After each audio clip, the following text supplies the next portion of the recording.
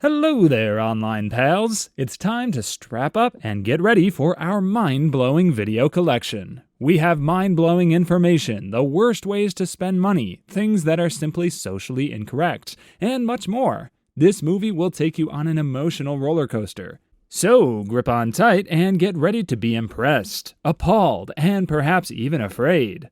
Are you prepared? Let's get started.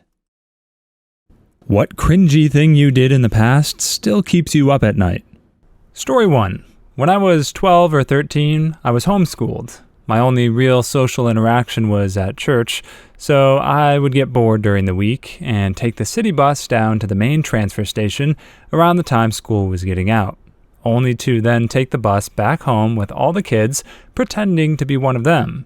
A lot of people took the city bus instead of the school bus, depending on where they lived. I would wear my backpack and everything to try to blend in, probably with just random stuff in it. Anyway, at this particular time, I was positive that the coolest possible clothing combination I had come up with was a pair of brown corduroy pants, Airwalk skate shoes, this is about 1997, and a multicolored tie-dye t-shirt. I was positive that this outfit made me the shoot, and gave me the confidence to talk to anyone. I think I wore it pretty much every day. There was one particular girl that I had been checking out for several weeks, and one day decided to work up the nerve to talk to her. Nearing her stop, I walked back a couple rows and sat one seat in front of her. "Hey, are you in my English class?" I led with. "I don't know, who's your teacher?" Uh-oh, I hadn't planned for this appropriately. Quick, think of something. I just transferred. Can't even remember his name. Mr. Robertson? I don't know who that is, but I'm not in that class. Okay. I think I've seen you around.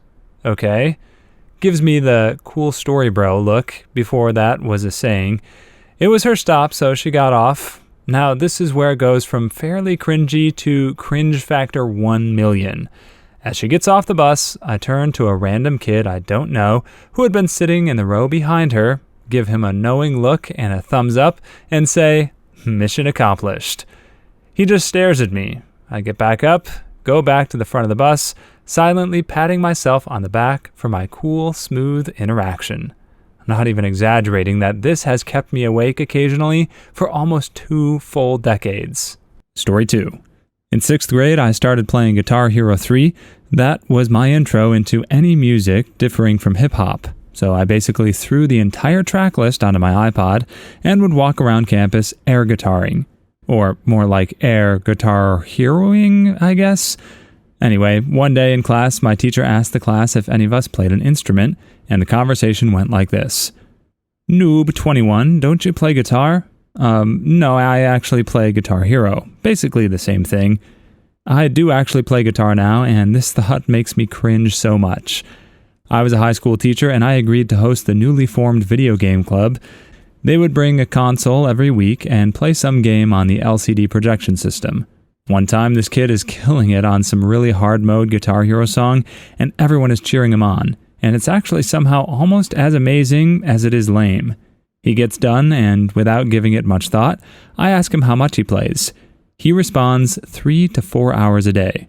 And with even less thinking, I say, "You know, if you spent that much time practicing on a real guitar, you could actually get chicks." A few years later, I had honestly forgotten about this, but he comes by to thank me for the suggestion because he now plays guitar and has no trouble getting dates. I said, glad to help, but it wasn't intentional. I'm just a butthole.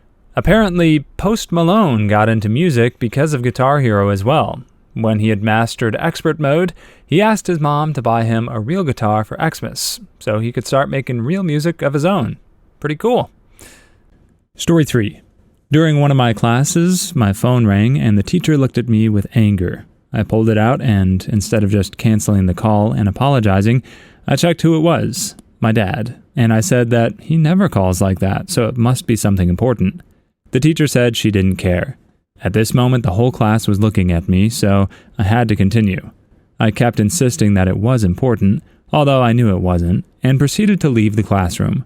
The teacher said I wasn't allowed to leave, so I just stopped my weird jog towards the door and realized how badly I messed up, apologized, and sat down. The worst were the looks of my classmates. My dad wanted to know whether I wanted pizza for dinner. Oh, and there's also this one time where I was in elementary school, sitting in the cafeteria with my friend. Out of nowhere, I said, "I love you," and a second later I realized what I just said, so I awkwardly continued, that's what, name of character from a kid's show, said in the last episode. He didn't say anything, and it was a girl's show while I was a little boy. In my defense, she did say that in the show. Story 4. I was really sick one day in high school, and my mother thought I was faking it and still made me go. I sneezed so hard, I pooped myself. It was everywhere. I called her to ask if she could pick me up from school, or at least bring me a change of clothes. She still thought I was lying. Luckily, my gym teacher found me a pair of pants, but I had to deal with my shame for the rest of the school year. I got made fun of a lot for that. I would have not talked to my mother for weeks. My mom also had a habit of not believing I was sick or injured. The time I was sick, she didn't believe I'd thrown up, so she made me get in her car to go out to dinner. Right as we almost got there, I threw up all down the side of her car. That time she didn't believe I was injured. She made me walk around at school all day, saying she would take me to the doctor if it still hurt after school. It still hurt, and my foot ended up being fractured. Story 5. Joined a local gym. On my first day there, I saw some guy that used to be in my class at school by a weight bench. I remembered one of my friends telling me that the guy had become an underwear or sports model since school and was mega ripped. I was curious, so in between my sets, I got my phone out and quickly got him up on Facebook to have a look. No homo. And obviously, as I'm looking at a photo of him topless and covered in oil that's on his Facebook, thinking, hey, he is pretty ripped. Good for him. Someone taps me on the shoulder. I had my earphones in, so didn't notice anybody nearby. It was him, coming to ask if I was almost done with a squat rack, and I'm 99% certain to this day that he saw my phone screen. Story 6. Last year on New Year's Eve, I was at a big bar in New York with friends, and I got kinda drunk and went outside for a cigarette at one point. I must have actually been outside for the countdown because when I came back in, I looked at my phone and it was like 12:02, and I asked my friend why there wasn't a countdown done by the DJ.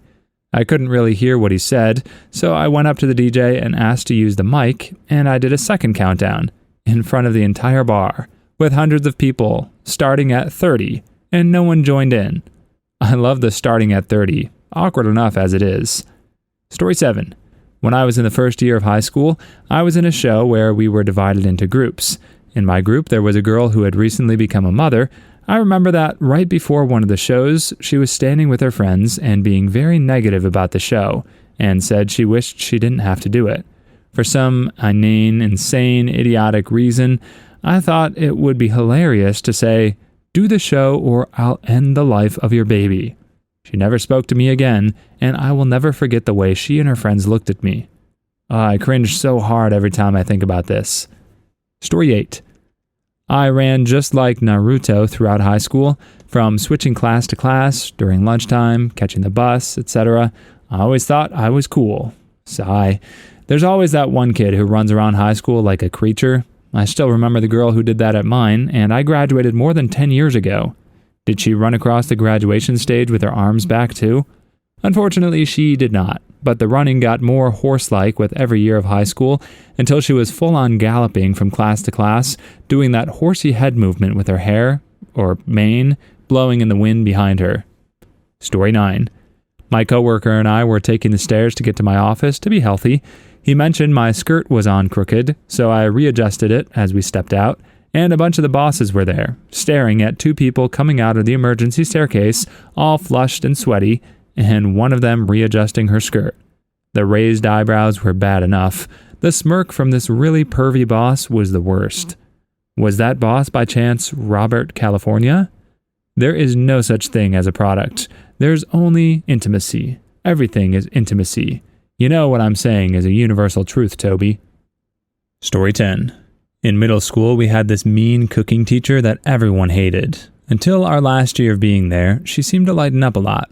On our last day of school, everyone was hugging her and saying goodbye in the front part of the school, and I decided, why the hell not? She's pretty cool.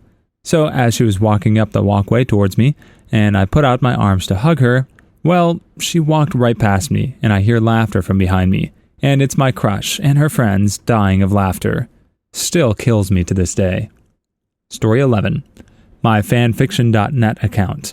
Back when Warrior Cats and PJO was still popular among teens, I used to frequent a role-playing forum. My characters were the cringy stuff, and looking back, I question why I roleplayed talking cats and demigods. Due to me having over 10,000 posts on those places, I can't exactly go back to delete them, and mods deleting them would lower the total post count number, which I think might have reached 600 to 700k in the time I've been gone. I still talk to friends from the forum though. What is the biggest waste of money that you've ever witnessed being spent? Story 1. An acquaintance of mine received $350,000 for a work-related accident that messed up his body pretty good. He lives in a broken-down trailer that smells like sewage. His wife drives a piece of crap car, and the kids have an old PC, but mostly just spend time on the Xbox. As far as I know, he's blown most of it on casinos, beer, and drugs. I once worked in a small town that received huge amounts of money from the gas and oil fields. They had classrooms filled with unopened computers. They had a state-of-the-art auditorium, but nobody knew how to work any of the AV equipment, so they just had 2 speakers hooked up to a microphone. A friend of mine was an EE that worked in the oil fields, and when they saw what they were doing, he volunteered to help them figure out the AV stuff. So at least they got some use out of that, but a lot of things just sat and became obsolete, while the students didn't learn anything because nobody knew how to use the stuff that they spent the money on. Story 2. I work for a cell phone provider in North America and have seen some pretty outrageous purchases. But by far the worst was a pregnant woman, 6 months pregnant, came in and bought 2 64GB iPhone 5Ss with 2 cell phone plans that were more than $100 per month. At first I thought it was for her husband or something, but then she tells me I'm not an iPhone person, but my psychic tells me that these 2 bundles of joy in me are, so please keep the boxes sealed. We want them to open them when they're born. She was buying iPhones for her unborn children and wanted to give the phones to them as presents for being born. You know, if I felt the compulsion to do something like this, I would at least have the decency to be embarrassed about it. What I don't get is these people who just flippantly announce their stupidity. Story 3. A former company I worked at spent $70,000 to hire a guy to come up with a mission statement. He worked for 6 months and wrote a single sentence the size of a paragraph that was incomprehensible. Our brand presence serves the ever-reaching goals of values with customer presence and obsequious delineation from where the core beliefs are born unto the service we provide for the external sequestrian of greatness among those who apply business excellence. Something like that, only about 4 times as long and with a lot of fancy punctuation. I always picture the guy in a striped shirt, a mask, a black beret, and a huge bag over his shoulder labeled Loot. What a crook. The whole debacle so outraged the stockholders that half the board of directors who approved the decision were fired. Yeah, this sort of thing doesn't seem all that uncommon. Especially like big companies, they often waste a ton of money on things that are massively overvalued, such as hiring fancy consultants for strategizing when they could probably have just figured it out themselves for much less. But they don't want to hire permanent employees and pay their benefits. And also those extravagant office spaces with all the fancy decorations that are just for show. That's why a lot of places are axing their office spaces, now that everybody's working from home more often. There's also the branding and advertising campaigns that really you could pour an infinite amount of money into, and it would still fall flat if the product itself isn't worth buying. Really, a good business focuses on the product first, and then the smoke and mirrors aren't necessary because the reputation speaks for itself. Story 4. My sister was visiting with her boyfriend and kids a couple years ago, and I went shopping with them. We were in a mall for less than an hour, and I watched her blow $2,000 in 3 stores, about $1,500 on clothing for herself, and $500 on clothing for her 2 kids. She completely emptied out their joint account, leaving no money for their remaining few days, without even batting an eye. She and I ended up having a falling out over it because her boyfriend had been asking for this $50 personalized hat since they flew in, and by the end of that hour, there was no money left to get it for him, and he made the majority of their money.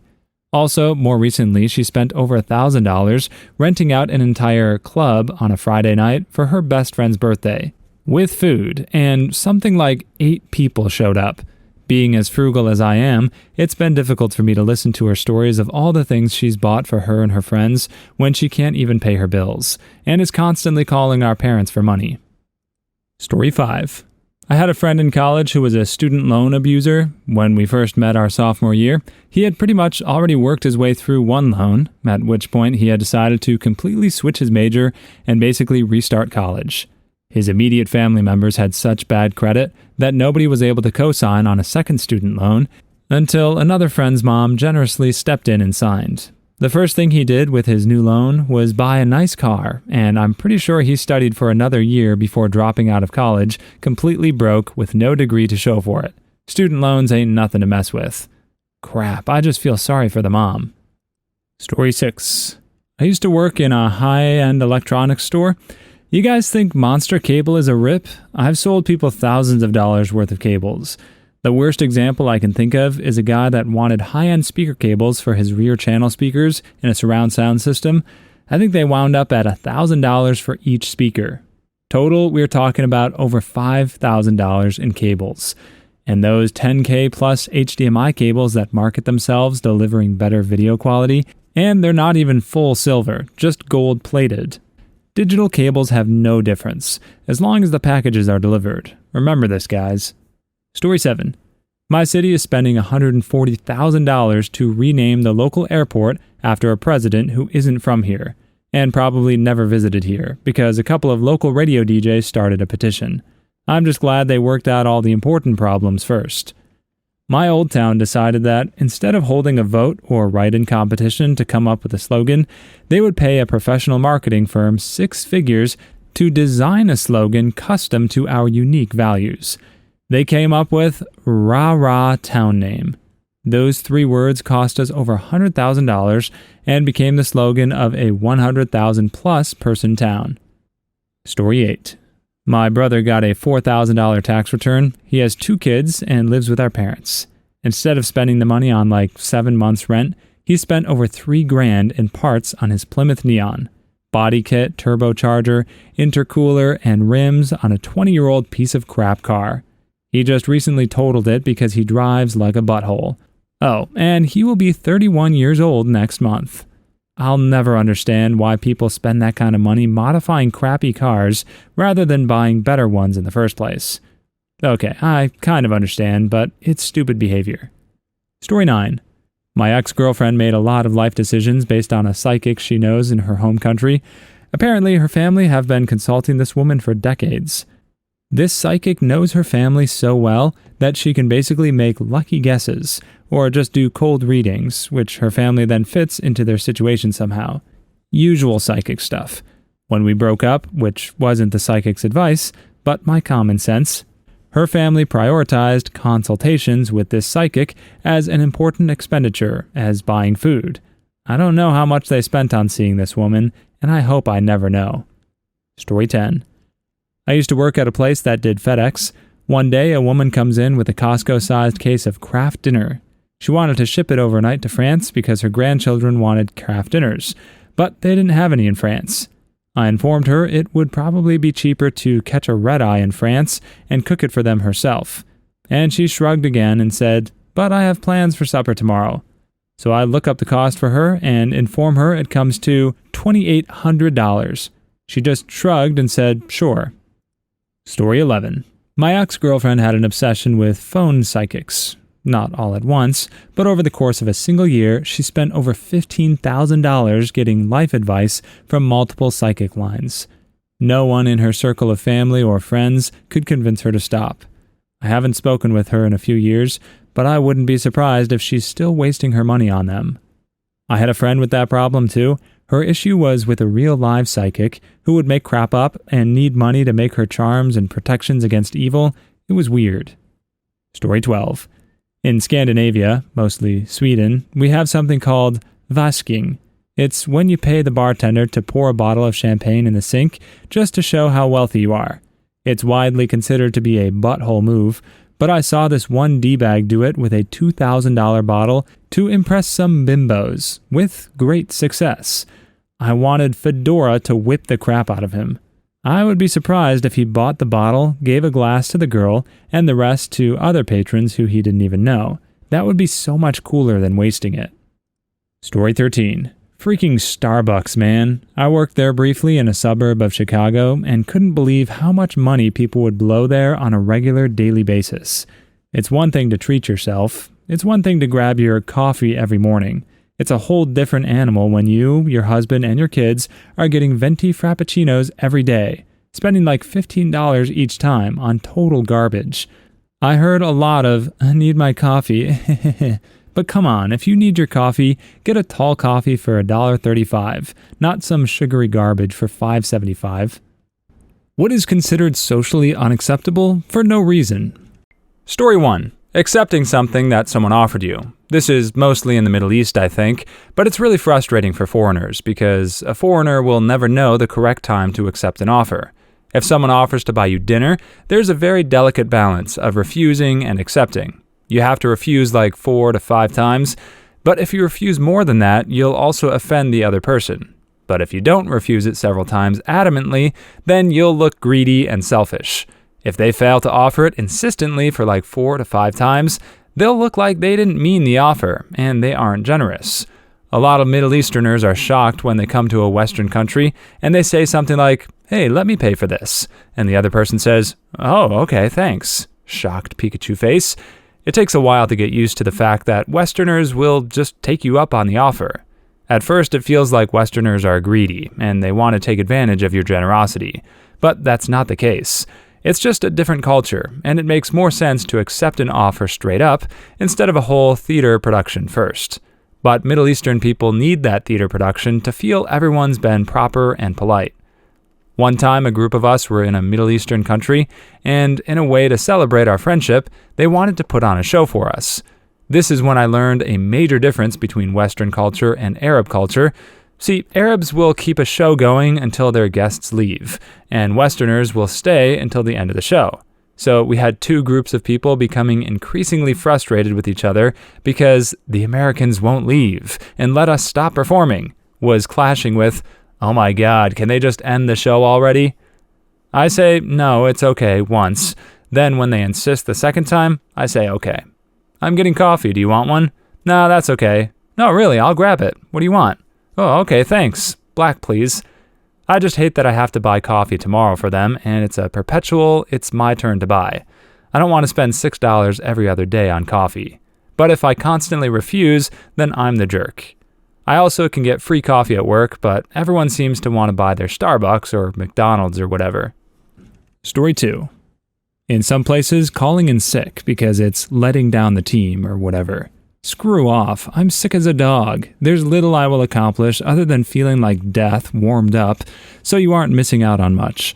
Plus, I could spread whatever I've got to coworkers. Then we're all sick. If I'm sick, you shouldn't want me at work, because then everyone else will get freaking sick, and it ruins productivity in the office. The only possible reason for demanding a doctor's note is if you think for some reason I'm lying about being sick. And considering I'm sick, I'm not going to get one, because screw you, I'm sick. So what makes you think I'm leaving the house for a stupid bit of paper? And to be clear, I'm not talking about you, the commenter. I'm talking about bosses, etc. at work locations. The doctor's note is such crap. You can be sick and not need to go to the doctor. Why would you spend the money to go to the doctor for them to tell you to go buy some Mucinex and rest? I was once shamed for missing work for having a miscarriage. Worst job I've ever had. Glad to be out of there. Story 3. Using swings or playground equipment as an adult. I freaking love going on the swings. I'm 30 and it still fascinates me that I can quickly and easily get 10 to 15 feet or higher in the air with some simple leg movement. One day I was at a fairly deserted local park on the swings, having the time of my life. Suddenly, Karen shows up with her 2 ankle biters, hands on her hips, and yells at me, "What are you doing on there? The swings are for the kids, not adults." My tax dollars paid for these swings, and there's no sign saying that I can't, so I'll use them as much as I dang well please, whenever I want. How much tax did little Jonathan and little Kimberley pay last year? None? Guess they can't use the swings either. Some more info. I'm in British Columbia, Canada. The swings were not the crappy weak ones, but had thick chains and rubber seats. I'm sure they were more than capable of holding my 190-pound self. I didn't tell Karen to screw off, but I did tell her to have a nice day. Don't let your inner kid die. Nothing wrong with getting a little high now and then. The Kimberley killed me. How is this unacceptable? I'm in my 40s and still jump off those motherfrickers. Swing high, jump off, hope for a soft landing. Story 4. Not answering your own door. When there's like a salesman at someone's door, they won't want to answer, but they'll act like no one's home and be really quiet so the person outside the door doesn't hear them. But it's your house. I could just stare at a salesman out the window as he rings my bell. Who cares? It's my house. I don't have to answer my own door for whatever reason I deem acceptable. You came to my house, not the other way around. My neighbor also came to my house the other day, rang my doorbell, and I was trying to put my son down for a nap, so I didn't go down. But then she messaged my wife and was like, "Hey, your garage is open. I can see someone is home. Why didn't you answer?" So then my wife messages me asking why I didn't answer. What the frick? For whatever reason I choose. I had a good one this time, but maybe I'm asleep. Maybe I'm taking a shower, or a poop, or in the backyard, or maybe I'm scratching my nuts on the couch. Maybe screw yourself, it's my house. You took your shot to see if I'd answer, and I didn't. Move on. Yes, a couple years ago I was really bothered with how many times neighbors would come to my door to nag and gossip and ask me questions about other neighbors. Then my mom told me that I don't have to answer the door. Haven't done since, and haven't been sucked into other neighbors' drama since. If I'm not expecting someone, I just don't answer the door. The image I got of you staring at the salesman as he waits at the door made me chuckle. Story 5. Being single. Some people are okay not being in a relationship for some time and are perfectly happy, but other people just don't understand that. I sometimes feel like others assume something is wrong with me because I'm not in a relationship. That is, that no one wants me. I'm the only one in my family and friends group who doesn't have a life partner. Watch Daniel Sloss' Jigsaw. He brilliantly and hilariously makes the point that most relationships are BS anyway, and it's better to learn to be happy on your own. Story 6. Pooping in a public bathroom. It's not necessarily unacceptable, but it's something that always elicits a reaction of discomfort and often disapproval. I've definitely heard people loudly exclaim that they could tell someone just took a poop in the bathroom, acting all disgusted. I mean, they didn't poop on the floor, they went to the proper pooping receptacle. It just shouldn't mean anything and shouldn't be worth commenting on. People poop in bathrooms. If you're in a public bathroom and you didn't know it, that's where people poop. Stop acting surprised when a bathroom smells like people did what people do in bathrooms. For a long time, I had poop anxiety over this. Now I let my bowels rip so the whole shopping mall feels my mighty rumble. Story 7. My dad gets super offended when I put my elbows on the table. I still don't know why. For those of you wondering if it's because my dad was beaten for not having table manners, no. While my grandpa was drunk, he didn't beat his children. Plus, my dad puts his elbows on the table and doesn't reprimand anyone but me. He flicks or hits my elbows off the table when I do it. I always thought this was a stupid rule that made dining more difficult, and therefore I tended to ignore it, depending on the setting. However, one day I put my elbows on a table that had a central pedestal instead of 4 legs and spilled everyone's drinks. I instantly thought about how that rule makes sense, now that I know why. But I think the better rule would be, don't put your weight on the table until you're certain of its strength and stability. Similarly, don't sit on tables that unfold without making sure they're not going to dump you on your butt. Not that I have personal experience with that, of course. I've interviewed for a decent amount of positions over the past 10 years, and what I've come to learn is that assuming you have the luxury of being a bit picky with your job and aren't just desperate for money, then it's always best to be completely honest with yourself and with the interviewer.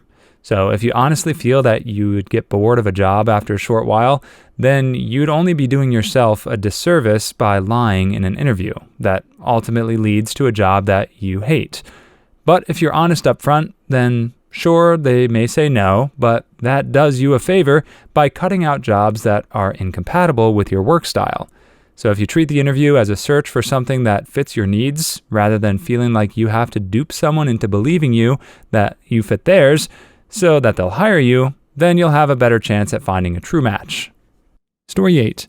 Laying down in public. Edit. Out of all the replies, nobody has mentioned the way to fix this. A pillow. Simply bust out a pillow and then you get half as many weird looks. Source. Likes to lay.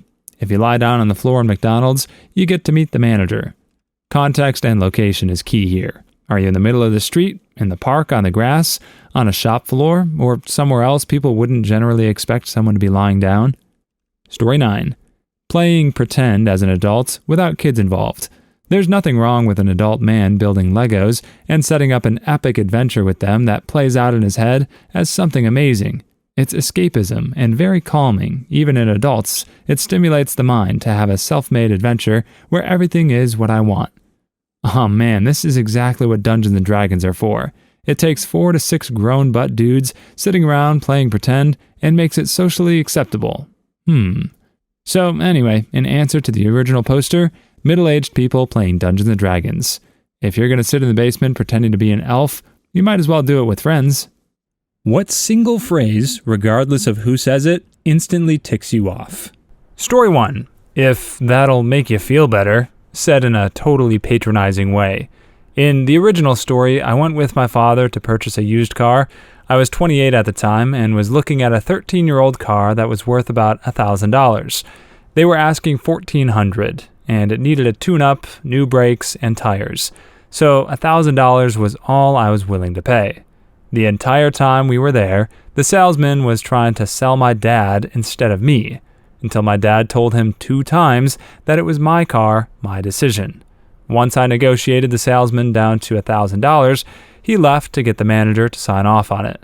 The sales manager came in and told me there was no way they could go that low, because they bought it at an auction and had more than that in it. After I reiterated that it wasn't worth that much due to the work it needed, he told me that he could knock off $100, if that'll make you feel better. I said no thanks, got up and walked out with my father following me.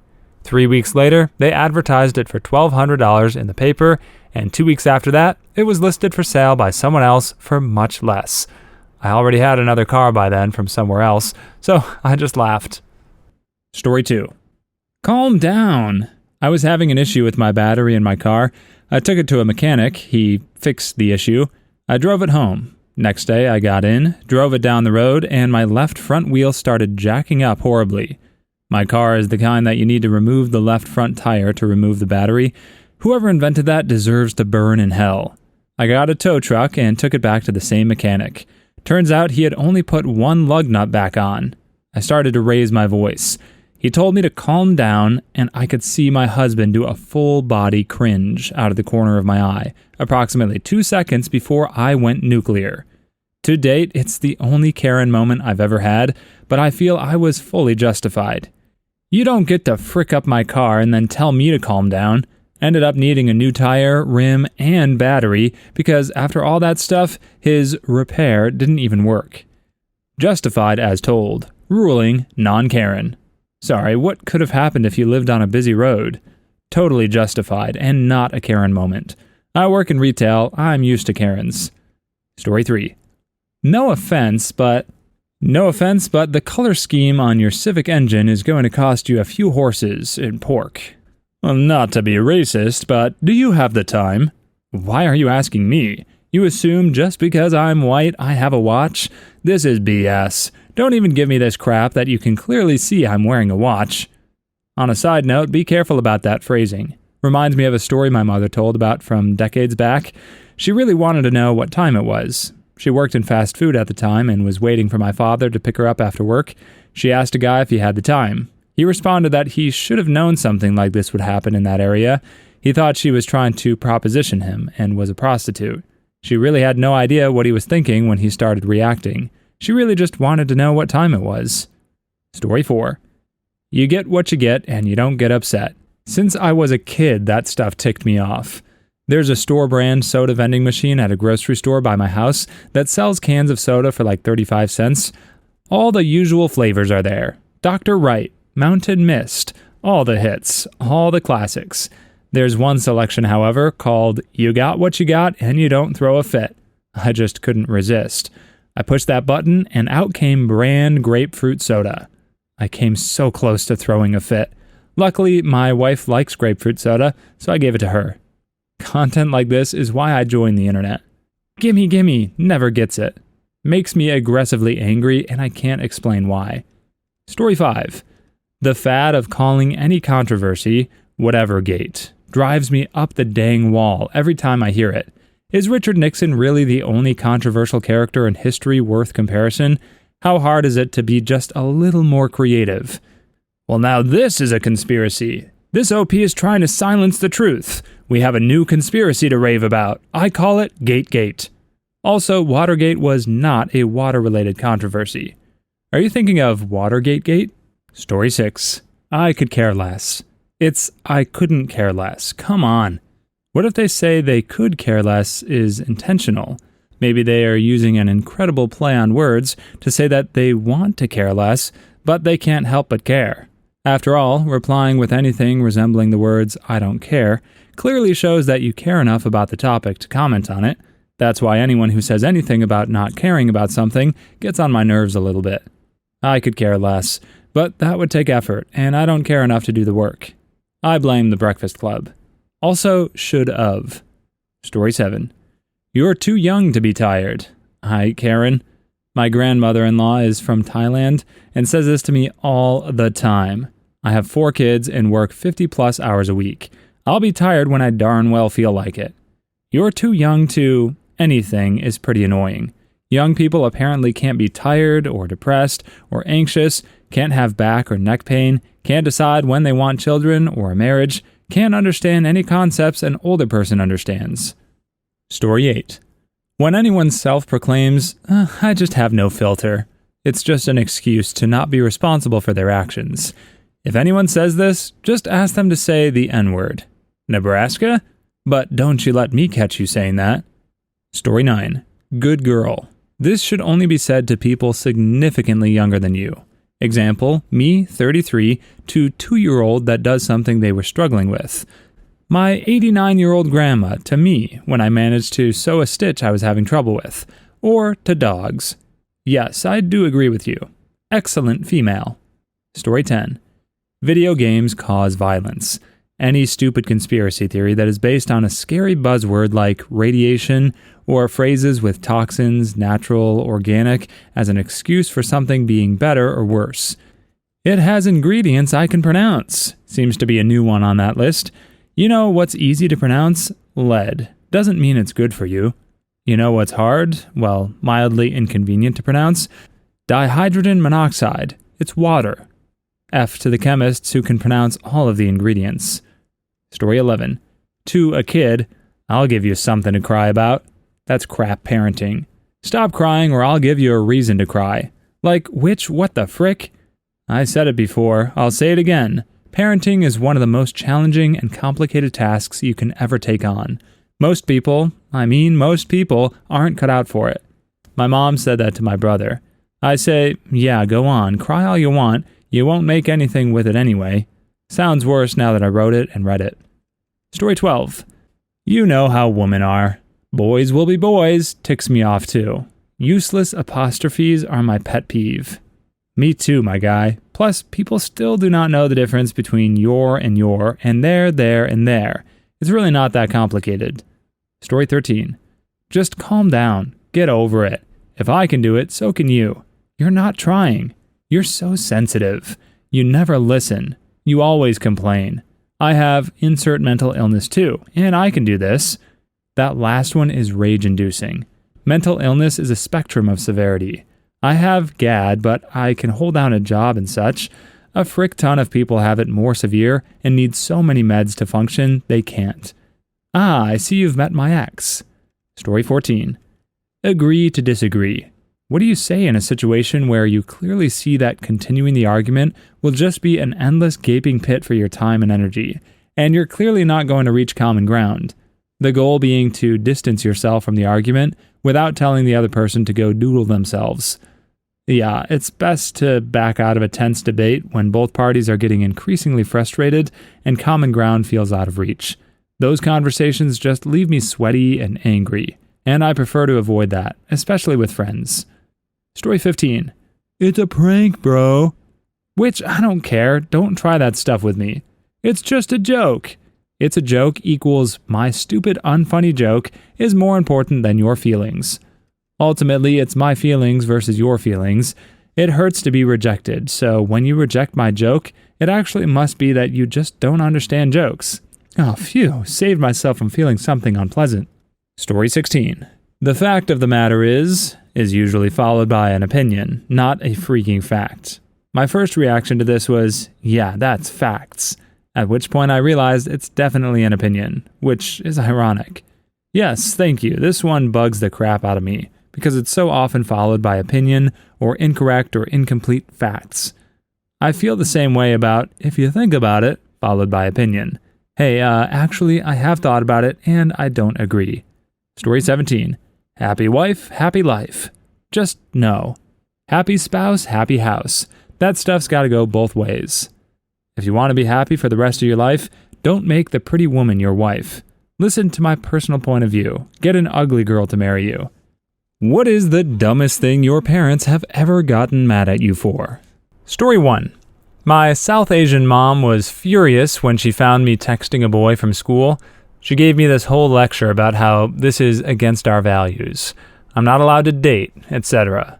The second I protest this is just a friend, I'm not interested in him at all, she immediately does a 180 and goes, well, why not? Are you gay? That stuff freaking gave me whiplash trying to keep up. A couple of my friends and I still ask each other, are you gay? When someone thinks some guy is hot, but someone else doesn't. My parents are really, really devout Christians. Growing up, my mom absolutely hated when I got close to girls. She would constantly pester me about spending any amount of time with girls that I was friends with, even in groups. She was so paranoid about me having a girlfriend that I ended up not even trying to date at all during high school. During my senior year, she sat me down because she wanted to have a serious talk and proceeded to ask me if maybe I had feelings for other guys, since I was 17 and hadn't had a girlfriend. I was like, for freaking real? Edit. Geez, I didn't expect so many people to see this. To answer the questions about how things ended up, I replied to my mom's serious talk by expressing how ridiculous I thought the question was after how much stuff she'd given me about liking girls. Things came to a head when I got into a fight with my parents because I wanted to go on a road trip with 4 friends, 2 of which were girls. I went anyway, against my mom's wishes, and after being away from them for a couple of weeks, realized how toxic the family was. So I just didn't come home. I moved in with my grandparents and stayed there for a couple of years, until I could move out on my own. That was a really difficult time, and my mom and I were really bitter towards each other. Mom, you're dong blocking me, and you need to stop. Story 2. My mom once got insanely mad that I wasn't home without telling her. I was around 18 at the time. She got so mad, she repeatedly called me and texted angry messages and went on a rampage around the house. I was upstairs in my room, sleeping the entire time, and didn't wake up until a few hours later to her messages and my stuff all tossed around. Kinda hard to explain, I was upstairs the entire time and didn't hear anything. Oh, I have a fun one. I lived in a dorm my freshman year, roughly an hour away from my parents. I visited home one weekend and drove home Sunday afternoon around 2 p.m. I texted my mom that I had arrived. She responded. Like any other college student, my sleep schedule was totally messed up, and I decided to have a bit of a catch-up, so I laid down for a nap. I said hi to a few friends in the dorm before this. Well, apparently 15 minutes after my mother confirmed that I had parked in a lot not 50 yards from my dorm in broad daylight on our safe college campus, she texted me to see if I had made it into the building. I didn't respond because I had plugged my phone in and gone to sleep. She absolutely freaked out. By the time I woke up 3 hours later, I had over 100 text messages, 25 missed calls, 3 voicemails. The last text just said, "We're coming." Yes, she and my enabler sister were in the car barreling down the interstate to find me. After messaging multiple friends and at least one of them saying, "Yeah, I saw her come in. She said she was going to nap." That wasn't enough. I must be unalive. I must be AR'd, kidnapped, red-rummed. That was the only option. She was so mad at me. screaming hysterically, sobbing. How could I have worried her so much? And that's how I stopped responding to my mother's texts. She lost the ability to reason, so I cut the cord. Story 3. Me and my dad were talking about something, I can't remember what, and for some reason the names of Obama's daughters came up. I could remember one, Sasha, but not the other. So when we'd finished chatting, I looked it up. Next time the conversation went that way, a day or so later, I said Sasha and Malia, and his face just dropped. "Did you look that up?" he asked. Yeah, why? Well, he was outraged at the idea. It was like he took personal offense at the idea that someone who didn't know something might go out of their way to learn it for no reason other than to know it. His logic seemed to be that only the stuff he already knows is important. Because if it was important and he didn't know it, he'd have looked it up already. So anything he doesn't know is obviously pointless and dumb.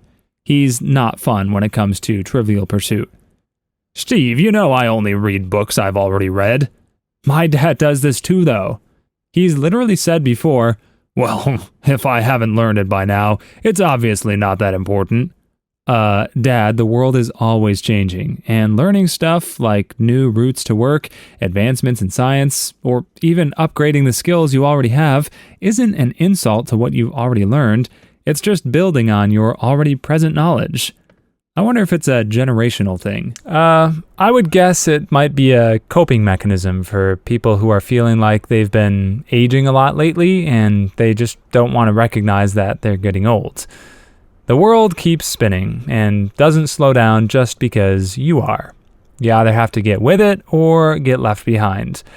But rather than admit this and know that the world is continuing to evolve as they start their decline in their golden years, it's easier to just put up a front and decide to dismiss all the advancements as irrelevant so that they can go on their merry way living in the past. I'm always grateful when I meet elderly people who've kept up with the changing times without resisting, and they are much easier to get along with. Story 4. Breaking my foot at like 12 or 13. My mom thought I was faking it to miss school and stomped on my broken foot and hit it with a broom. Funny thing, I heard my foot crack and called her right when it happened, and from her tone, I got scared and dragged my foot to school that afternoon. It got swollen after 2 minutes, so every step hurt and was worse on the trip back, but, turns out the x-ray showed I was right. She also blames a friend of mine and says he pushed me at school for my foot to break, but I called her 5 minutes after I left home when it happened. Still haven't heard a sorry. Hey, this happened to my little brother. He broke his leg riding a bike, but it didn't swell that much, and he's a tough little guy, so my dad thought it wasn't that bad, and he made him try to walk it off. Doctor said little brother was the first kid he's had that smiled when he was told he had a broken leg. I broke my foot in 5th grade. Teacher did not believe me. Had to stay the rest of the day. Dad did not believe me, made me mow the lawn. Mother just about killed both of them. Story 5. Back in the early days of Facebook, when I was about 15, I left my profile up on the family computer one night. The next morning, my mom, who was still wary on the whole social media thing, opens the computer and sees my profile. When I finally wake up a while later, I come downstairs to her ticked off as heck and saying that I had a picture of myself drinking beer with a friend as my profile picture, along with the whole "you'll never get a job because of this" thing. I calmly point out to her that the picture is of my friend and I drinking hot chocolate at the ski lodge from our vacation last year, and that she was the one who took that picture. Parents and Facebook are a goddamn nightmare. I posted the link to a Nirvana song, along with some lyrics once, and my aunt saw it, made a huge deal about me being depressed, and a bully online. Song was Heart-Shaped Box, by the way. So my mom, without even talking to me about it, first deleted my account and had a massive freak out over it. She did this like 4 times with my Facebook accounts because she'd randomly get a stick up the butt about me sharing music, movie quotes, or pictures. Story 6. I was under the deck looking for our cat. There was a dirt ramp that opened wide at the bottom, and the cat sprinted up there, and I was trying to get him out. He disappeared, going too deep. I come out from under the deck, and my dad pulled in the driveway. "What were you doing?" "Looking for the cat." That's stupid. What were you really doing? Don't lie. The cat just... Seriously, if you don't tell me what you were doing, you're going to be grounded. The cat... Grounded 2 weeks. I mentioned this many, many years later, and he had no recollection whatsoever. I was just playing with the cat, darn it. Broke a window on the house with a wiffle ball. Dad came home and said, "Why were you hitting rocks at the window?" I said I wasn't. We were playing wiffle ball, and it hit and broke the window. He said, "You can't break a window with a wiffle ball." He picked up the bat and the ball, hit it at the window, and broke it. Never wanted to laugh so hard in my life, but was too scared to. He just said, "I guess you can," and walked away. At least he admitted he was wrong. Kinda. Story 7. I used to have all these crazy rules. I didn't have a cell phone because my mom was worried I would text boys, but whenever I was out with my friends, I had to call by 5 o'clock, no matter what. And if I forgot or wasn't with a friend that had a cell phone, I was screwed. I started working at a smoothie place after school my sophomore and junior year of high school. I decided to quit for my senior year to focus on graduating and hanging with my friends, and my mom was furious at me. My mom would pick me up from hanging out with my friends, and for about 6 months, she'd smell my fingers randomly to see if I was smoking weed or cigarettes, and sometimes ask if I was pregnant. She'd also check my movie tickets and ask me about the movie I saw to make sure we weren't sneaking into different theaters. She always said she was hard on me because I can get pregnant. And now she asks for grandkids every other day. So, when are you going to give me a few grandkids? My uterus is terrified of you. People who have been blackmailed but got revenge, how did you do it? Story 1. Not me, but my friend's mom got blackmailed for nearly $100,000 by a Nigerian scammer. She met him on eHarmony, where he purported to be a foreign banker about to move to the States. She thought they were really hitting it off and began corresponding on a regular basis. Over time, he found out who all her friends and family were and where she worked. Eventually, they started sending intimate pictures to each other. That's when he dropped the act. He threatened to send the pictures to everyone she knew, unless she wired him a few $1,000s. She sent the money immediately, but that wasn't the end of it. Over the course of the next few months, he continued demanding money, until all her savings were completely depleted. She kept all this quiet from everyone she knew, and was considering mortgaging her home so she could continue to pay for his silence. Luckily, one night at dinner, a few days before she was going to take out the loan on her house, she broke down in tears in front of my friend and confessed everything. My friend immediately called me, asking for legal advice. I'm an attorney, that is. I told him that while I had no legal experience in this area, I would do my best to dissuade the guy from releasing the pics. I then sent the guy a very official-sounding cease and desist email. In it, I identified myself as her attorney and explained that while we've not ruled out legal action yet, if he released the photos, we would not hesitate to hire a local detective to use the wire transfer information to hunt him down. While I conceded that we may not ever be able to bring him to justice, we would spare no expense to make his life very, very difficult. It was, of course, all a bluff, but it worked. We never heard from him again. My friend never told his mom that he had told me or anyone else. To spare her further embarrassment, he claimed he had a man-to-man conversation with the guy and that he had agreed to leave her alone. Story 2. Throwaway. I was living and working abroad and ended up in an abusive relationship with a guy who was an immigrant to that country.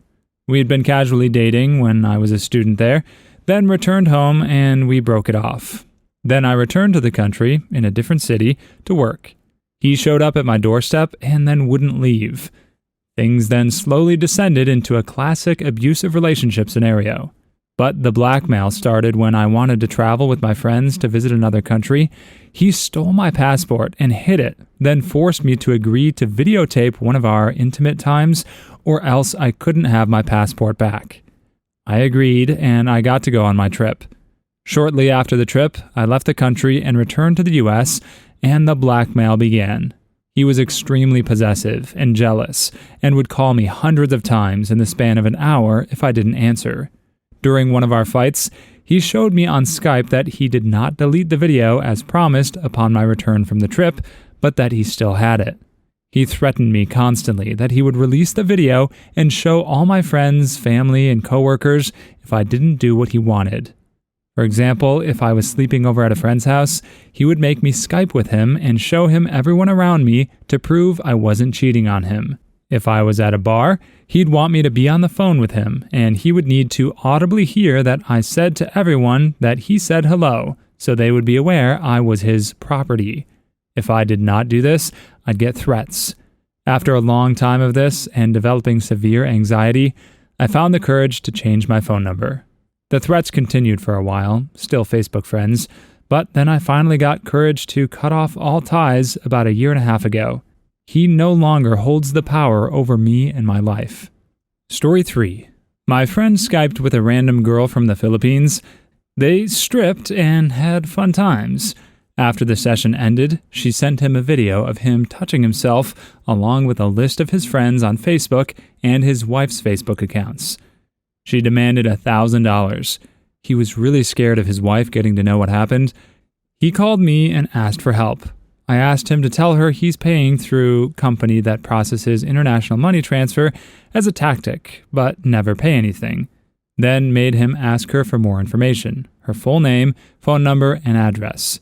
She was very skeptical, but after he sent her photos of the office of that company, proving he's there and serious, she sent them. She only sent the name of the neighborhood, but not the exact address though. I looked up the neighborhood and located the nearest police station's name and address. It was in a poor area in Manila. I called her through Google Voice. That meant the number that appeared on her phone was a local number from the Philippines. In a strong British accent, I told her I'm from the company that's processing the transaction and asked her we suspect it's a fraud. She was really scared and couldn't answer properly. When I cornered her, she abruptly ended the call and turned off the phone for 10 minutes. I asked my friend to message her right after that, telling that he got a call from the company processing the transaction too, and they said that the money is now located in Police Station X and she should go there to take it. She blocked him and never heard from her again. And he never had to pay again. Hope he keeps his dong in. Story 4. Well, I guess I was the blackmailer in this case, but hear me out. This happened over 12 years ago. I was in high school and 15 years old when I had my cell phone confiscated by one of the school administrators. I was walking into the school when it rang, and he demanded that I hand it over. He told me that he'd have it in his office until one of my parents came by to get it. My mom came to the school to pick up the phone, and it had been misplaced. The school isn't liable because student cell phones were not allowed on school property. About a month later, I was in a pawn shop with an older friend, and I see my cell phone in one of the glass cases. I knew it was mine because of the Mega Man sticker on the faceplate. The pawn shop clerk wouldn't budge when I told him that the cell phone was mine. He told me I would have to file a police report and prove that the phone was mine. Instead of doing that, I decided to go to the office of the school administrator and ask him why the phone he'd confiscated from me ended up in a pawn shop. He got all flustered, and I put two and two together. He'd been stealing student cell phones and selling them to pawn shops for extra cash. I called him out, and for the next 3 years, I blackmailed him for vending machine money whenever I saw him. Story 5. IT security-related story here, not the type of story you would see on this thread. Some random 15-year-old found the back-end IP address for my website via some software exploit and decided to DDoS my website with a botnet for ransom. I was contacted via email with the demands being 0.5 BTC if I wanted to keep my site up. I decided not to pay such ransom and try to figure out who the perpetrator was. Hint, it wasn't very hard to figure out. The kid accidentally sent the email with his personal Gmail account and his full name as the email address, plus a picture of his face as his profile picture. He also had a public Instagram account with his full name advertising his botnet services. Finally, his parents were also listed in his Facebook profile that he had. After I told his parents what he did, the attack on my website magically stopped, and all of his social media accounts were deleted, and I never heard from him again. Quite stupid if you ask me. Story 6. Sort of a mild case of blackmail for me. I was absolutely terrified of the dentist when I was little. Like full-on shakes, hysterical, ridiculous crying terrified. Anyway, one day I had broken my tooth on a piece of licorice. It was a molar, so it wasn't visible. I cried to my older sister that I didn't want to tell Mom because I'd have to go to the dentist.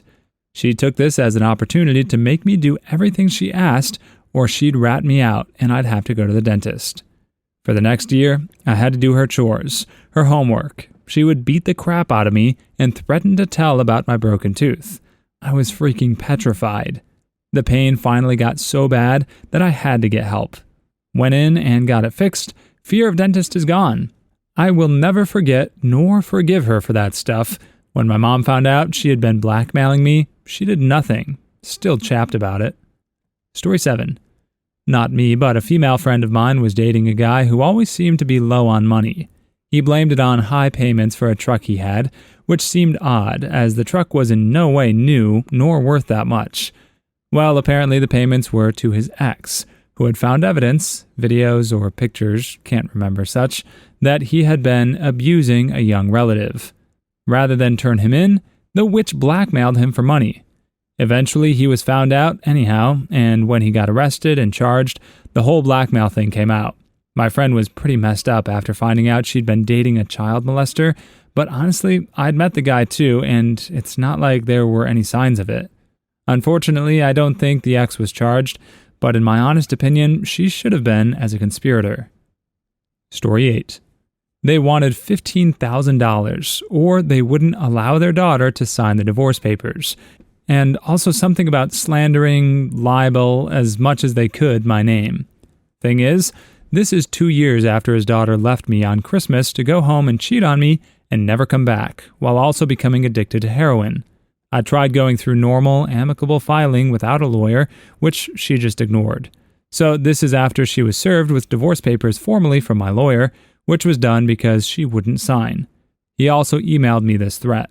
So it was like being blackmailed to get a situation that I didn't need to happen to occur in an illegal and documented manner. It was evidence that the money I spent on the lawyer to get detached from that family was well spent. Please leave your stories in the comments. I'd love to make a video of them in the future. Also, don't forget to like and subscribe.